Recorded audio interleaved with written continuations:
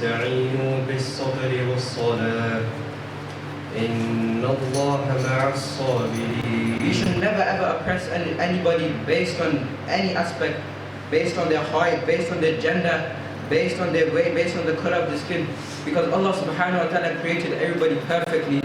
Very important to stay away from oppression, dhulm. On the Day of Judgment, every single small little oppression that we carried out upon another individual, if we didn't rectify the records in this world by seeking forgiveness, by cleaning the records in this world, on the Day of Judgment, every small action that we did, good or bad, will be reckoned by Allah subhanahu wa ta'ala, like it was recited in Jum'ah as well. فَمَنْ يَعْمَلْ مِثْقَالَ ذَرَّةٍ خَيْرًا يَرَهُ. A person who did even a small atom amount of good, they will see the good on the Day of Judgment, and those who did even an atom worth of evil, they will see the outcome of this evil on the Day of Judgment as well.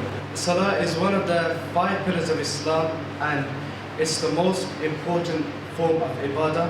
When performing Salah, we are showing our obedience to our Creator, Allah. When Rasulullah was 40 years old, an angel appeared in the cave of Hira and commanded him 3 times to read. Rasulullah then replied that he could not. The angel then started reciting the following verses of the first revelations of the Quran, then disappeared. Read, in the name of Allah, your Lord is great. So amongst the ways of respecting the Quran is to look after the Quran, not to do any form of physical disrespect. However, amongst the most important forms of respecting the Quran is to actually use it and utilize it for the purpose that it was given to us. Any item that you buy or that is given to you, the best form of utilizing it is to use it the way it was intended.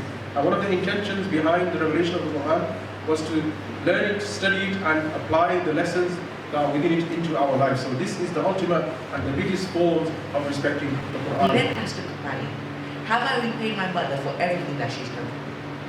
Then the companion replied, you have not repaid her for a single cake you've given in the room. Let me say that again. The man carried his mother through Hajj, through the hot sun and the very long distances, yet he hadn't repaid her for a single cake he's given in the room. So how can we go about our lives without even thinking about what our mothers have done for us?